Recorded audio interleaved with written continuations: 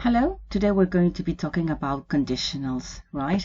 And we're going to be using, Oxford dictionaries. We're going to be using Merriam-Webster, some quotations, and also, most importantly, we're going to go to Dropbox. And here we will have a look at some of the files here, particularly the one on conditionals. Which I'm going to open right away, but you will also find some references to some video clips. One is Hail Caesar, I'll mention it later, and there's another one, a very short video clip from The Big Bang Theory, right? Amy ruins the Indiana Jones franchise. I'll talk about that later. Maybe I'll just tell you to go and watch those videos because we won't be watching them together. So let's go to our notes on conditionals. And of course, we're going to use also Unit 8 from Advanced Language Practice, right? Now, when we study conditionals, I suggest that you follow these notes here because you will get a very good summary of, a clear summary of the different types, right? We have conditionals in general, then real conditionals, and within them zero conditionals and first conditionals, and then unreal conditionals, second and third conditionals, right? Mixed and then false. Those are maybe two types you don't know. I will also suggest that you check these notes, Swan, from 256 to 265. Those entries are very useful, right? So we'll start here, and then I will refer you to Unit 8 from Advanced Language Practice, all right? Now, this is going to be a rather long video, so possibly you will need your energy and or possibly stop somewhere midway, right? Or several times if you wish. Now, when we talk about conditionals, we talk about a structure that contains what we call the apodosis and the protasis, or the main clause, and the conditional, subordinate, or if clause. So you can use all these three names: the if clause, the subordinate clause, the conditional clause, the one that includes if, right, the one that includes the condition naturally, and the main clause, right? So for the main clause to be true, we need to pay attention to the conditional clause. If you heat water, it boils, right? Now, we use these two terms. Maybe you see them in grammar. The protasis, right, which is the first part of an ancient drama, right? But actually in a condition, it's a proposition that serves especially as a premise in a syllogism, right? You speak of a protasis in the singular, protases in the plural. Then you can also go to the apodosis. I thought it was here. I was looking for the right. You can go to the apodosis, which is the conclusion, right? It's also the last day of a festival in a Christian celebration, right? Don't worry about that. So the dictionary doesn't give us a lot of information. We have, well, this use of conditional as an adjective in conditional approval or acceptance, a conditional discharge, nothing to do with what we're doing, but in grammar, a conditional sentence or a clause, right? But unfortunately, sorry, the dictionary doesn't give us any explanation. So we're going to go back to my notes here and look at these patterns, which are very basic, right? At this point in your studies, it is fundamental that you are acquainted with these patterns, right? And you can tell them solely by looking at the structure. You can tell each conditional apart from another one, right? You can tell which conditional you're talking about. Sorry. So within real conditionals, so we're talking about real situations, we have what we call the zero conditional and the first conditional. In the zero conditional, we use present simple and present simple in both clauses. So if you heat water, it boils. If you yell at her, she cries. If there's anything you want, just call on me, right? Now, what does it mean? It means that this has what we call universal validity. If corresponds closely with whenever, right? This should be in inverted commas, right? Or italicized. So whenever you heat water, it boils. It is factual or it is explanatory. Please note that these explanations are separated by slashes. These are not full sentences. These are just epigrammatic messages, right? So it does really give you a sense of cause and effect, right? And this is always so, right? That's why we say it has universal validity. This remains like this always, right? So you have a feeling that this is whenever. Every time you do this, there's going to be this consequence, cause, effect, very factual or explanatory in the sense that it will explain to me what will happen, right? And you can see already, you can hear me using the first conditional in which we use will, right, in the main clause. So if you talk to her, she will change her mind. If you're lonely, you can talk to her. You can see here I changed the modal, and that's something we need to know, that we can change those modals. But will is the basic, the standard grammatical choice in these conditionals. I'm actually looking for another word instead of saying the typical canonical. That's the word I wanted, right? It's a canonical modal. Now, what does this conditional mean? It means, well, prediction based on previous information. Alas, you know this, because you know when we use will, this is when we'll use will, not when we use can, right? Possible result, it may convey a warning, a command, an offer, a suggestion. Well, that depends, right? Actually, conditionals, these structures as such, may function differently, right? So, if you look at the first example, if you talk to her, she will change her mind. This doesn't look like, to me, neither like a warning, a command, an offer, a suggestion. But if you say something like, if you want me, I'll call a cab for you. This could be something like an offer or a suggestion, right? Or I will call your mother if you behave like this again. That does look like a warning, right? But those are the functions. We're looking at the grammar of these structures right now, right? Now, remember I said will, prediction based on previous information. Now, it is important you remember that when we talk about this meaning for will, prediction based on previous information, there are kind of two subdivisions, if you will, two subgroups within this will. One is this idea of likelihood, supposition. We also use the term assumption for will. Remember, I keep telling you, do not say assumption, because assumption is not very explanatory. I do want you to remember that will is prediction based on previous information, because it is, well, you can see it clearly in this example. If you talk to her, she will change her mind. I know, because of previous information, that whenever you talk to her, she changes her mind. So I can tell you this will happen. I can predict based on previous information. Now, as I said, there are these two subgroups with assumption or likelihood, and this example falls under that category. But there's also the stadium will hold 3,000 people, or batteries will last 2 hours. In that case, this is the result of study, of analysis, of judgment. So this will is much stronger in this case, right? This prediction based on previous information is rather final, right? I'm not just guessing, right? It's not just probability, right? Because of course, when I tell you the stadium will hold 3,000 people, you don't want me to give you probable information, right? The likelihood. You want to know what is true. So be careful with these two uses of will, particularly, as you can see, the more you veer towards a more scientific or technical topic, this will be much stronger, right? Then it will not be probability, it will be the result of serious study, okay?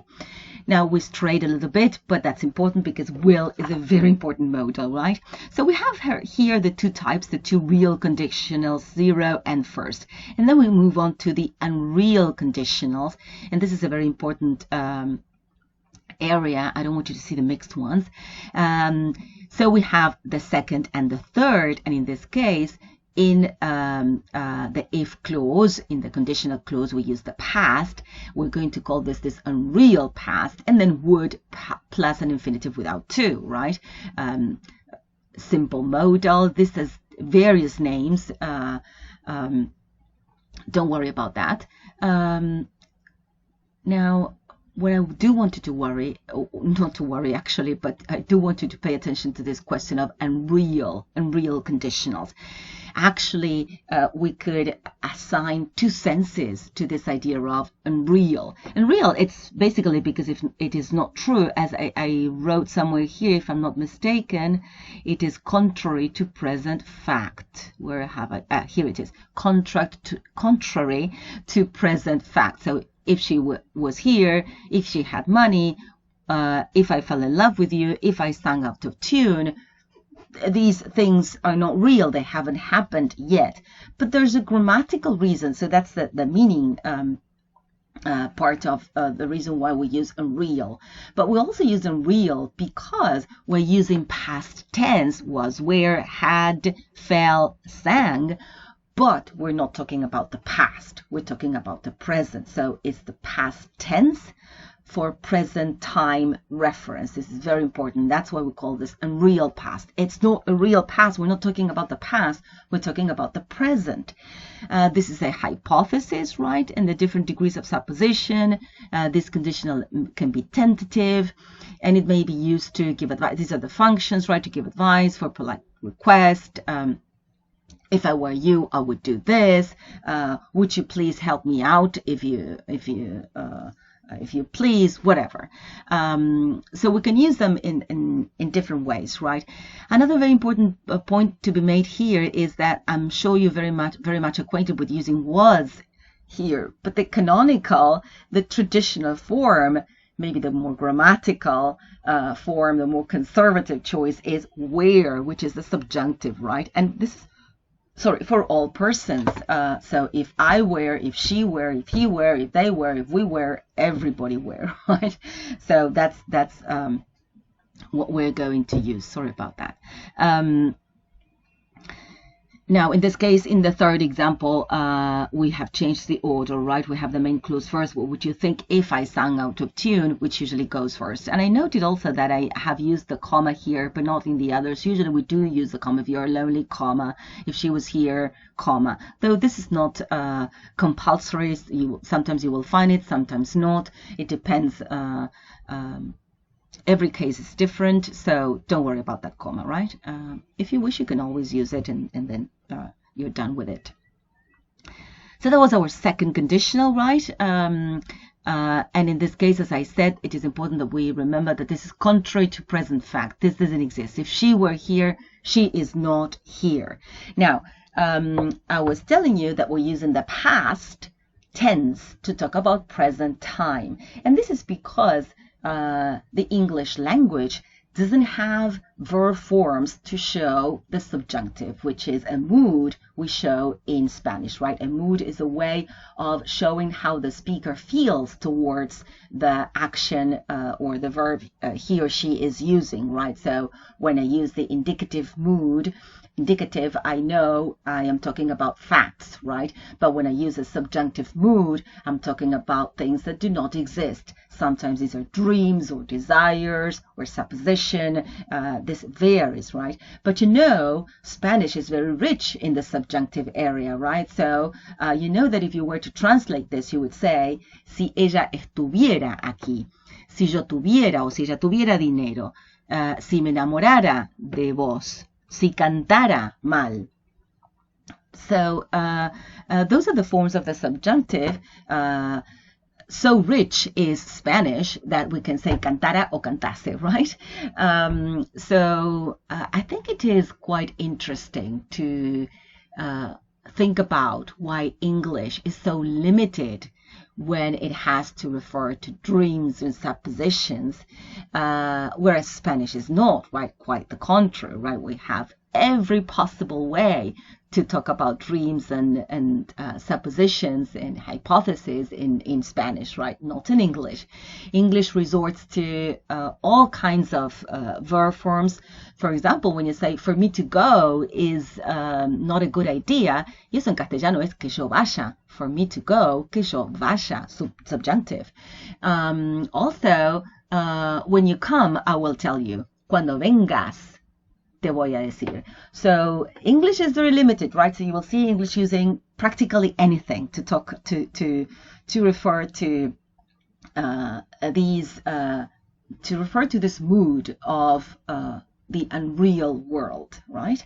It's not that English cannot dream, but yeah, grammatically it cannot.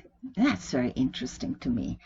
Sorry about the digression. So, and then we're going to move on to the third conditional. I hope I'm not missing anything. So we use a past perfect and would have sometimes called this perfect conditional. Now the situation is impossible. Here we were hypothesizing, maybe. But now if she had been here, you would have seen her. You were never here. You never saw her. So that's impossible, right? Now, I insist that when you use modality in the main clause, because mostly we use modality in the main clause, this can change, this can vary, right? But the canonical modals will be will and would. This is something we're going to see when we go back to your notes, right? And we're going to see here how we can also use in a very specific way modality in the if clause, which is very, very interesting. Well, so far so good. We have covered and real conditionals, and then we're going to go to mixed conditionals. We call these mixed because we're mixing mostly third and second. If the resort were still an attraction, last week's trip should have been a success or would have been. Notice that we're using another modal here. Now, should have been third conditional, were second conditional. If you weren't such an idiot, you wouldn't have done such a thing like that. Same thing. Now, what is happening here, apart from the noise outside, I'm sorry about that. If you weren't such an idiot, if it weren't an attraction, what we mean is that this is not an attraction and you are an idiot, right? Basically.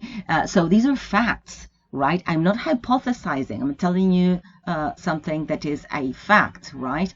And then the conclusion that is drawn from that fact, referring to an event in the past. You wouldn't have done anything like that. Shouldn't have been a success in the past. And this is in the present. If Fleming hadn't discovered penicillin, notice the stress, penicillin, there would be more fatalities every year. So, third conditional, second conditional. And this is to refer to an event in the past, if he hadn't discovered penicillin, and a result in the present. There would be more fatalities every year. Okay, very important conditional. Sometimes you get to mix up other mixes, basically, but these are the most frequent. Sorry, I thought I had turned off everything, but yes, this one I didn't. Sorry. And then we're going to go to false conditionals.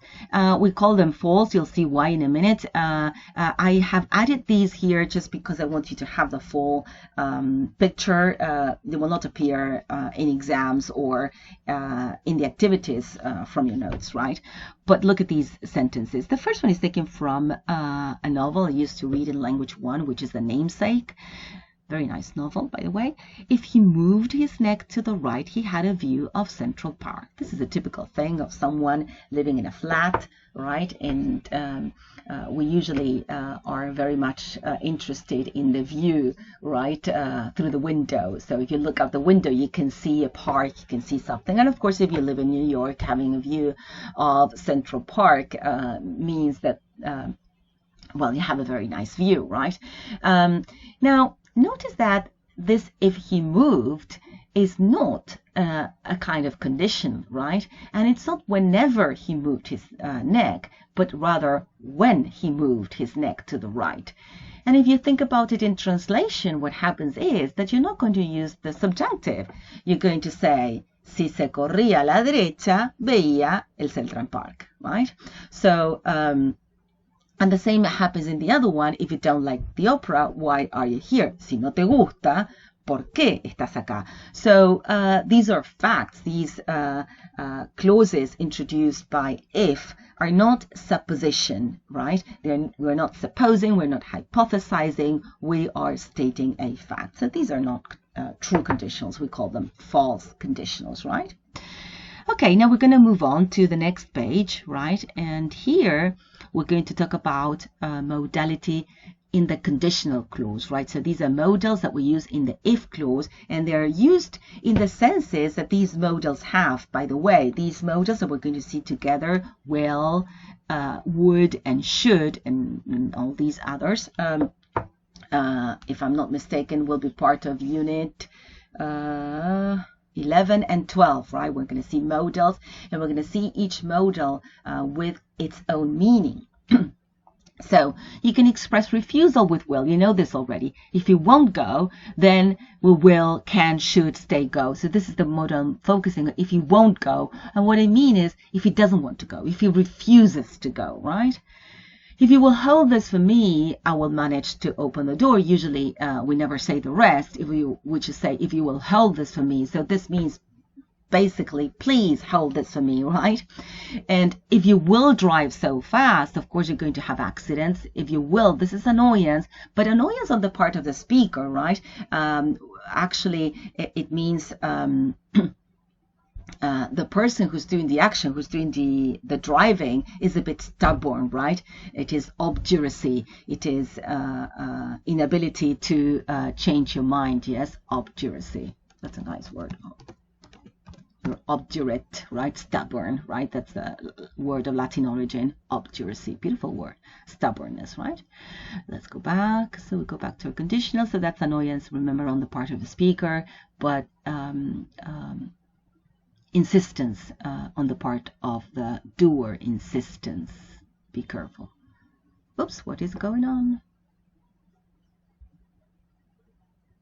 All right, sorry. Oh, something went wrong. Okay, so we're back. Insistence, right? The act of demanding insistence on the part of the speaker, right? He insists on doing something. He's showing he's very, very stubborn. So we go back. We can also use would, which is very similar to these ones. If you would be so kind, once again, polite request, please hold this for me. And a wish, if you would just calm down, this is the same, right? I would say also, it is a very polite request. Please calm down when you see someone who is really losing it. And also this remote possibility, if you should see her, if you were to see her, if you happen to see her, tell her I'm still waiting. So if this were to be true, all of these show this is a remote possibility. This possibly is not going to happen, right? Now, here I have some very nice proverbs that I would like you to complete with me. Maybe you know them. If you can't do the time, don't do the crime, right? If you can't. I don't know if this is here, frankly. If you can't do the time, yes, don't do the crime. Yes, it's not here. So if you're not ready to pay for your mistakes, well, just be careful. If it ain't broke, I know you know this. If it ain't broke, notice that the use of ain't, this informal grammatical form, right? Instead of saying if it isn't broken, I would say if it ain't broke, don't fix it. So so don't try to change things that do not need changing, right? The next one is if the cap fits. Do you know this one? If the cap fits. Maybe you know it differently because American English has a different version, which is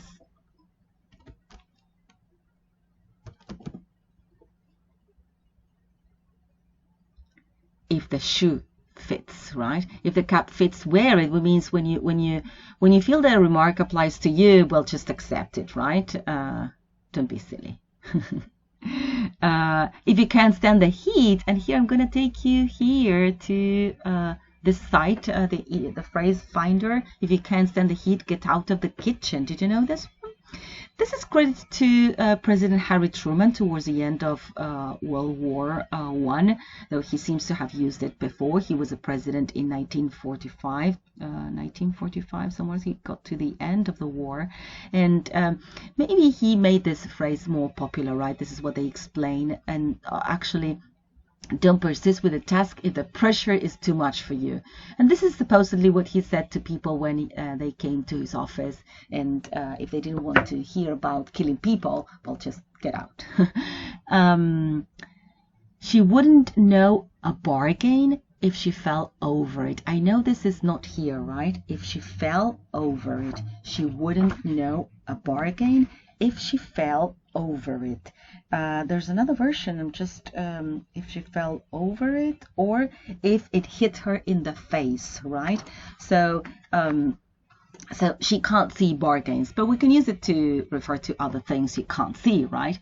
If the worst, I'm sure you know this one. If the worst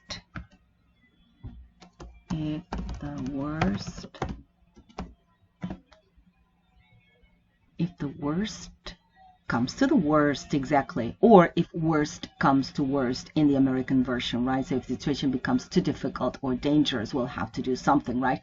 So if the worst comes to the worst, we'll have to teach online. Aha! If life gives you lemons, do you know this one? Make lemonade. So use what life gives you, right? If I don't know if it was here, I forgot what I think I checked, but I don't remember now. If life gives you lemons, make lemonade. No, it's not here. And then be good, but if you can't be good, be careful. If the push comes to shove, this is nice because actually it is here differently. When push comes to shove. So a shove is something stronger than a push, right? So this is very similar. It's like a reenactment or a variation of if the worst comes to the worst. When push comes to shove, there's no other choice. Everything else has failed. We'll have to do something else, right? If my memory serves me right, if I can remember well, right? Well, and then the rest depends on the context. If at first you don't succeed, try and try again. If a thing's worth doing, it is worth doing well. Then the next two, if you catch my drift, if you get my meaning, these are just idiomatic phrases we use to say if you understand what I mean, right? Well, she's not short of above or two when you mean someone is very wealthy. She's not short of above or two if you get my drift. Or if you get my meaning, or if you catch my drift, right? Means, well, you understand she's very wealthy, actually. If all else fails, I think it's try again, I forget. If all, I don't know, this is something we use, if the worst comes to the worst, it's similar to that one, right? So it depends on the context. If all else fails, we'll have to teach online. And of course, if you can't beat them, join them, right? I know you know that one. Very good. Okay, so we have covered all the points from these notes. We're going to go back to the entry on Dropbox so you can look at the videos I wanted to share with you.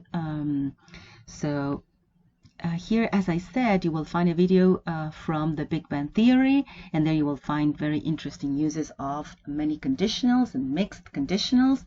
So I strongly recommend you watch that scene. Also, there's this beautiful scene from You've Got Mail. It's a video clip at the end of the story, right? You can check it out online. They use many interesting conditional. What? Well, if I hadn't been Fox Books and you... Okay, if I hadn't been Fox Books, right? If you have seen this film, you probably know what I am talking about. We're going to go to this later, right? I don't want to say it. So now we're going to stick with the dictionary and maybe have a look at some expressions. But now I'm going to follow your notes from Advanced Language Practice, right? Page 40 something. page 41, right?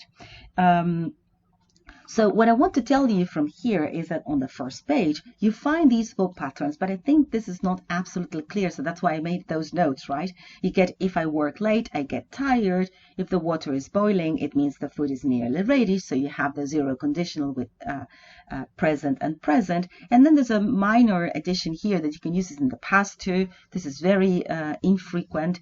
We went home early if it was foggy. If it was snowing, so when or whenever it was foggy or whenever it was snowing, right? But put that on the side. Then first conditional, if you keep driving like that, you will have an accident. Then the first and real past with the second conditional, if I knew the answer, I would tell you. And finally, the third conditional, if I had known you were coming, I would have met you at the station. Now, I'm going to go directly then to point number 6. Well, you will find other modals in the main clause. So instead of using will and would, you have other modals here. So if you get wet, you should change your clothes immediately. If you come early, we can discuss the problem together. And I would like you to think about which conditionals we're talking about here, right? But solely by looking at the structure and saying, okay, I have if plus the present, and then I have a modal, this should be a variation of the first conditional in which I would have used will instead of should or can.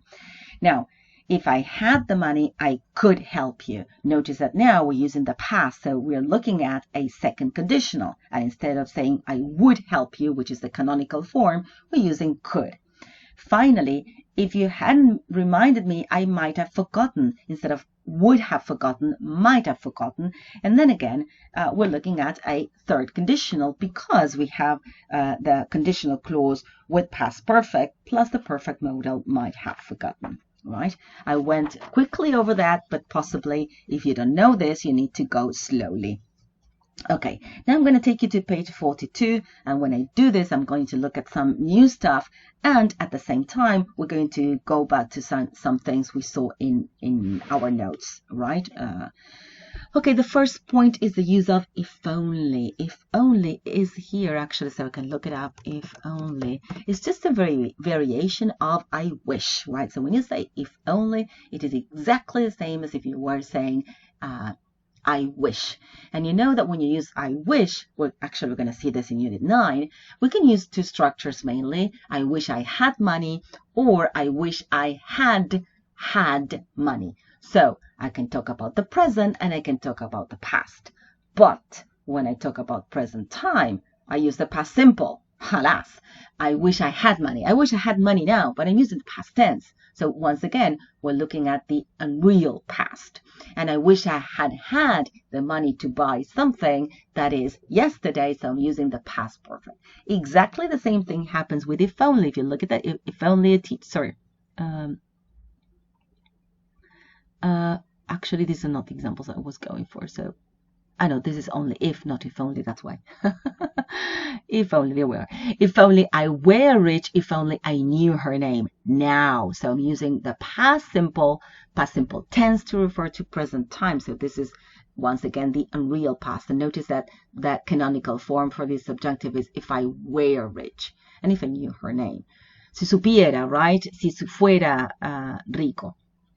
And we can also use a past perfect.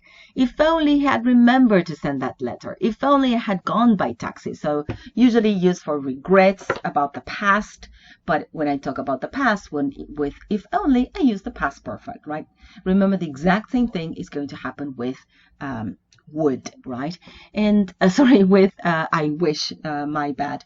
The reason why I say I would is because there's another form that I'm sure you're not familiar with, which is would that. I don't know if I'm going to find it like that. With that, no, yes, sorry. Would, and then Control F, would that. Look at that. It's at the bottom, sorry. With that. This is literally used to express a strong wish. would that he had lived to see it. So would that is exactly the same as if, sorry, as I wish, and exactly the same as if only. The only difference among the three, or between the three, I could still say that, even if it's more than two, is that they're used with less frequency. So the most frequent is I wish, a bit less frequent if only, a bit more literary, very old fashioned would that. And for that I have this scene in Dropbox, right, from Hail Caesar. Just a second.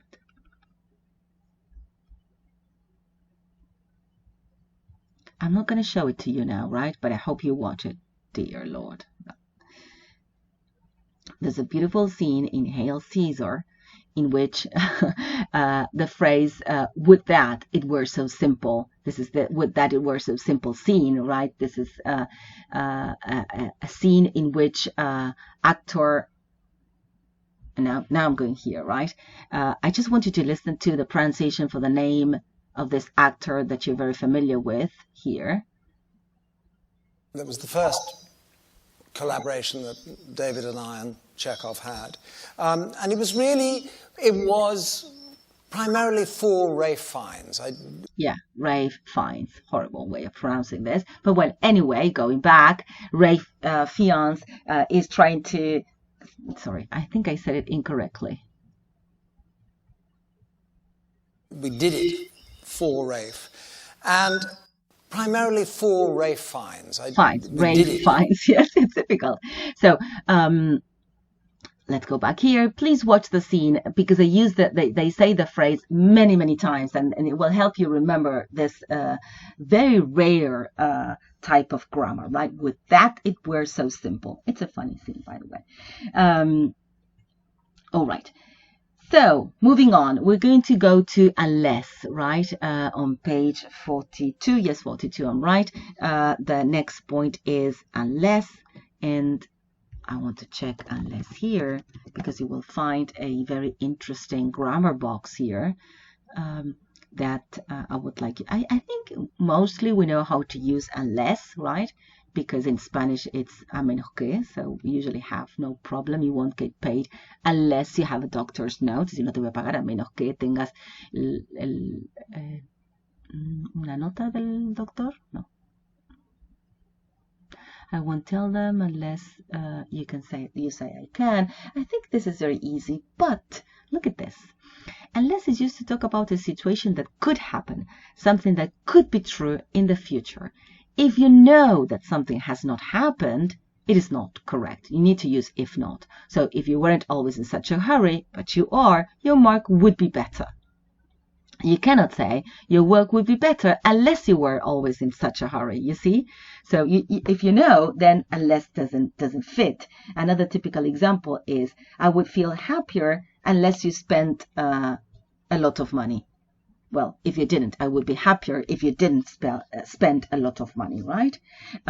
Here we have actually some variations for next. Actually, what we're looking at with unless is some variations for the use of the word if, right? But actually, unless is restricted in use, right? So you cannot use unless if you know what is true, right? If you know something is the case. Now, we can also use as long as or so long as, right? Provided, and if you move on in your notes, if you go to page 43, we can also use supposing, right? Supposing you won the polls, provided you won the polls, or provided you did something. So these are just variations. Actually, I will leave you to them. They will make better sense when we look at all the sentences in the activities, right? Good. So we're going to move on.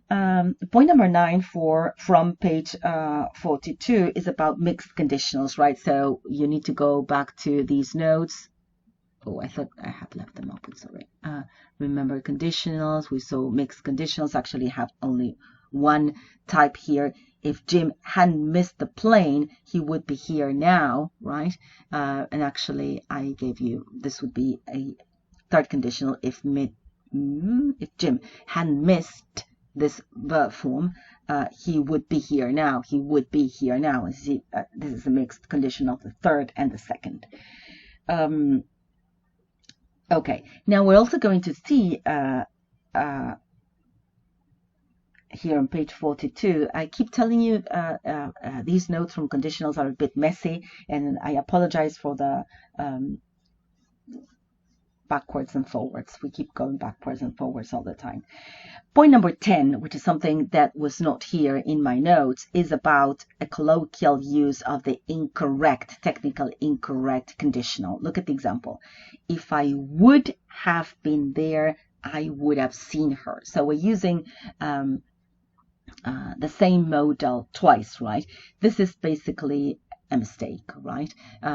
But it is very normal in spoken English, very much like in Spanish, because in Spanish we also make mistakes using conditionals. You're very much aware of that. We say si sería en vez de si fuera, si tendría en vez de si tuviera, right? So this is very, very same thing, right? This is a tier question in exams, by the way. So be careful with this conditional. If I would have been there is the part that is incorrect, right? Because I should have said, if I had been there. Remember that the third conditional needs the past perfect. If she had been here, and in the sentence, the one that is on page 42, if I had been there. Good? All right. Now, the next point, actually points number 1 and point number 2 on the same page, are about variations of tenses. Right here, of modality and verb forms. Actually, here I gave you the uses of different modality in the conditional clause, right? The modals we vary in the conditional. If you won't go, not that we vary that, but that we add, because normally we don't have conditionals in this clause. Now, what you see on page 42 is the use of other verb forms in the main clause, as in, if you will fall, you're going to hurt yourself. Now, this is very similar to the use of will, right? You will hurt yourself. And remember that there's a bit of an overlap between will and going to when they are predicting the future. The difference is that will predicts based on previous information, whereas going to looks at present evidence. Remember, event whose cause is present or evident, or future culmination of a present cause. So this would be it, right? You're going to hurt yourself. I can see it. That this is going to happen. And the other variation is using going to in the if clause. If you're going to make trouble, we will call the police. Now notice how similar this is to this one. If you will drive so fast. Here it says, I repeat, if you're going to make so much trouble. To be frank, these are practically interchangeable. You could say, if you will drive so fast, if you're going to drive so fast. And from your notes, I go back, if you're going to make trouble, or if you will make trouble. As you can see, in both cases, will and going to express this idea of insistence. Remember this word we looked up here, insistence, on the part of the speaker, insistence on the part of the speaker, and irritation or annoyance, on the part of the doer of the action, insistence on the part of the doer of the action, insistence, this is the word, insistence, and insistence, notice the pronunciation, insistence, and irritation or annoyance on the part of the speaker, right? Okay, the other forms are the perfect forms, right? If you have finished, will go, right? And remember, I keep telling you that the verb finish is very good friends with the present perfect, right? Because they mean more or less the same. So it's very, very normal to use the perfect form with the verb finish. And then the very idiomatic phrase, I've told you once, I've told you 100 times, right? This is very much like an idiom or a set phrase, something that is very frequent, right? It's not very frequent to find the perfect forms in conditional sentences, to be frank, right? So don't worry about that one. Finally, we're going to look, not finally actually, we're going to look at Point number 3 at the bottom of page 42, because I think this is a really important example. It says, I wouldn't be surprised if it didn't rain. And what you mean is, I think it will rain. Now, if you think about it, when you say, I wouldn't be surprised if it didn't rain, what you're saying is that it's not going to rain, when you actually mean that you think it is going to rain. That sounds a bit crazy, but it is not. It is very frequent in English to do something like that. And we're going to use the word expletive. And expletive, actually, if we look it up here, we'll find something else, actually. That's why I keep telling you to use Merriam-Webster, right? Because, well, that's the unabridged version, but you can use the open source. And expletive, I love the pronunciation. Expletive, expletive in American English, is mostly in English a swear word, right? So he dropped the book on his foot and muttered, the typical verb we use, muttered several expletives. Why don't you just expletive delete it? So why don't you just get the out of here, something like that, and you have deleted the expletive, that is to say, the swear word. But Merriam, the unabridged version, tells you that and expletive is something you use to fill up, right? You add something. So sometimes we call this an expletive note, right? Un expletivo en castellano existe también. Ya voy a llegar a un ejemplo en español. Sometimes people call this pleonastic note, right? Also pleonastic. I'll go here for the pronunciation. It's easier for you to check it here. Pleonastic, right? Using more words than necessary. But this is mostly when we say see with your own eyes, right? Como subir arriba en castellano, right? When it is, I mean, you use more words than you need. And in this case, this is more like a filler to me. So that's why I prefer to call this an expletive note rather than pleonastic, right? But well, that's a term you may find in grammar books. Now, think about a phrase I'm going to say in Spanish, and you're going to complete it in your head, and then I'm going to tell you something. Imagine a situation where there's a child who wants to watch TV but hasn't finished his homework. So you tell him or her, no te moves de acá hasta que no termines de hacer los deberes. That's what we say, don't we? No termines. Pero lo que queremos es que termine, no que no termine. So we have the exact same example in Spanish, right? So un expletivo, se coló, right? Se metió. It's actually emphasis, probably, right? This comes from emphasis, right? The idea, the desire to add more strength to the phrase, right? Very good. So we go back to our notes on page 42. I'm going to turn the page. You will find now on page 43 examples with should, where to, happen to, which are the ones we saw here. Right? Using should, happen to in the if clause, right? And you will find other examples with will, if you will or would wait here, the same examples you saw here, right? And you're also going to find one final structure, which is but for your help, right? I think that I will find it here like this, but for, yeah. If it were not for, right? He would have played but for a knee injury. However, we use it here with a noun phrase, and I want to use this with a sentence, right? So we say, but for Mary, but for Mary, I wouldn't have finished on time, right? Now, if I, sometimes we say, but for their help, right? I wouldn't have finished on time. We can add the comma if you wish. Now, if I'm going to use a name, then, and I want to use help, but for Mary's help, remember, right? Because it is a genitive, it is her help. So if you use a name, you need the apostrophe S, but for Mary's help, right? Okay, that's about it. You have other entries here about using if so, meaning in that case. We're going to see so when we see cohesion. This is a case of substitution. There's a possibility that Jack will be late. If so, that is to say, if Jack is late, we will take his place. And then this idea of using the imperative for a condition, sit down, I'll make us a cup of tea. So if you sit down, I'll make us a cup of tea. And then this typical notices that you used to find in the past: if interested, apply within if you want a job, right? And if necessary, take a taxi.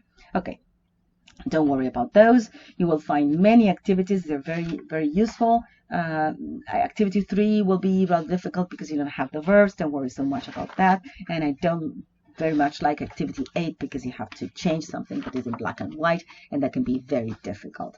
So I think we have come to the end of these instructions. I want to do something. Let me see if I can do this. Remember that I keep telling you, when you stop, when you come to the end of your day studying using the dictionary online, you can click the back button and go over all the terms you have done. I have not done this in a couple of videos, and I wanted to do it again to show you how useful that is. Frankly, it is very, very useful. Remember to watch the videos. You have 2 here in Dropbox, right? They have been added to Dropbox, and you can also use YouGotMail, of course, and many others, right? The thing is that in these situations, you have many uses. And I think I'm done. I am sorry, this has been a very long entry. Thank you. Bye.